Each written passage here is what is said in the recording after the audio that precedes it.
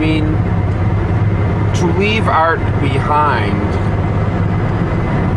so that one can feel that they've solidified some kind of mortality, they're gonna blow up the fucking world anyway. My name is Ed Hamell, and I'm a musician. I travel 250 days a year and play about 200 gigs. Some are not so great. We're going to, what's the name of the club? Vaudeville Muse. So it should be a good, like a couple thousand people? How many people you figure? 2,500. I figured 2,500 easy. How many were there really the last time we were there? 2. Some work out pretty good.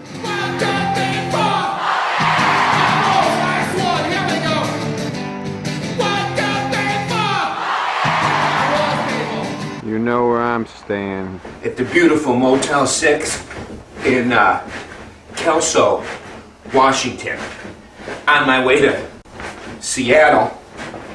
And going to Seattle and then Bellingham and then Alaska. This year, I decided to do something different. I created a show called The Terrorism of Everyday Life.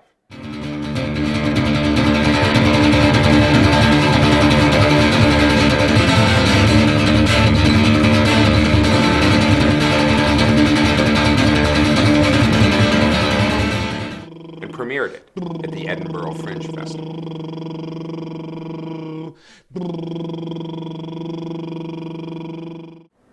This is my goddamn life. Ladies and gentlemen, presenting Hamell Trial, The Terrorism of Everyday Life. So this is 3 absolutely true drug-related incidents that happened to me. Oh, when you're young, when you are young, you should have nothing more than fun. You should swim in every gutter, you should ravish every lover, you should torment every mother when you're young. When you are young, you should have nothing more than fun. You should snort into the sunrise, bleed through the whites of your eyes, and never pause to disguise when you're young. When you are old, a 1,000 stories to be told. Oh, learning how to fly right, running every stoplight, making every cop fight when you're young. Now when I was 21, I had little time for fun. I was balancing the college and the band. Now driving home one day, I saw along my way 2 hitchhikers I picked up in my van. Well, it seemed so very silly. They kept on saying chili instead of saying cool. That was their word. Chili that and chili this and chili hit and chili miss. It seemed the oddest thing I'd ever heard. Luck came to cannabis, and let me tell you this. They rolled a joint as big as a redwood tree. A redwood tree is a big fucking tree. A shotgun on the menu barely got them to their venue. Lost in the cloud of smoke that consumed me. I was so hot I was chili blind. I was lost my chili mind. When I got them to the chili place, they had the chili steak. I said, thanks boys, it was chili. You nearly chili killed me. I want you both to have a chili fucking day. When you're young, when you are young, you should have nothing more than fun. You should dance into the dawn on the hotel lawn. All your clothes are gone when you're young. Now at 4 a.m. you lack that substance known as crack. You've been smoking for 3 days, you are blind. Oh, I know this is the right fucking crowd. You fall down on your knees, down the carpet and say, please, just one more rock, I'll leave it all behind.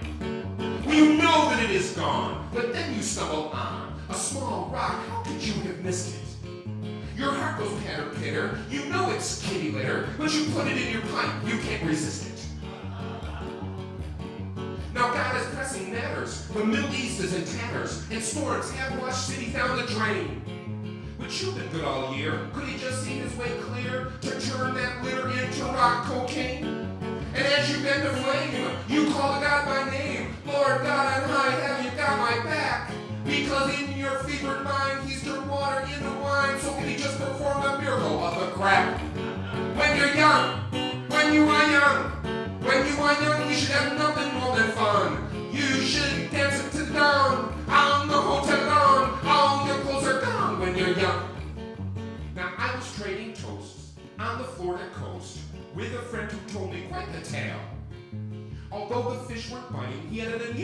unusual sighting on a fishing trip when he set sail. Now something caught his eyes when there on the horizon, a suspicious box floated curiously. He glanced in each direction and sensing no detection, he brought it home to open it and see. It was an amazing sight. All this powder just off white. He dipped a knife in, took a little snort. But much to his dismay, no reaction came his way. His cocaine was a dud, I must report.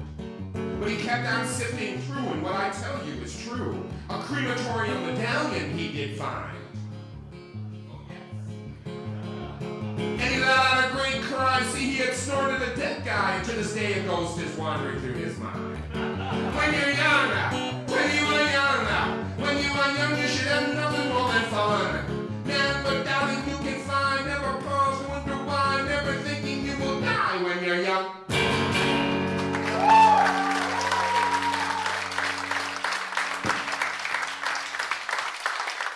So, as I was growing up and I was playing in these bands, I was hanging around with a lot of musicians and I was hanging around with a lot of criminals. And I should tell you about my best friend Pete. My friend Pete can make me laugh like no other man. Well, needless to say, his relationship with his mother over the years was a roller coaster ride, up and down. And recently, just before Christmas, she got very ill. And so Pete and his brother Louis and his sister Teresa put her in a hospital, and they waited by the bedside. She was in and out of consciousness. And at one point, after being there 2 or 3 days, Teresa said, "I'm gonna go get coffee," and she left. And the mother woke up and said, "Hey, you kids," just saw Pete and Louis there. Said, "I know I've made a lot of mistakes. I hope you'll forgive me because I love you. Goodbye." And she died. Well, Teresa came back about 10 minutes later and said, "What happened?" And Pete said, "Well, Mom woke up and said she had made a bunch of mistakes and hope we forgive her and that she loves us." And she said goodbye and died. And Teresa said, "Oh, God, I wish I could have been here for this. What a poignant, profound moment." So Pete took his mother's hand and said, "Goodbye, Teresa. I hope you'll forgive me. I love you." Right, this is the fucking funniest thing I'd ever heard. And I told certain members, conservative members of my family, they did not find it fucking amusing at all.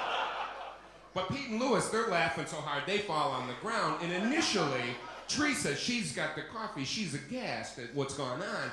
But the humor is so infectious, you know, that she has to laugh too. And I just think this is catharsis, people. This is like, you know, this is forgiveness on Dostoevsky type levels, you know? So, when they told me I was laughing so fucking hard, I had to pull over the car. I couldn't, and Pete was telling me, hold on, I was like pissing my pants. I was laughing, you know?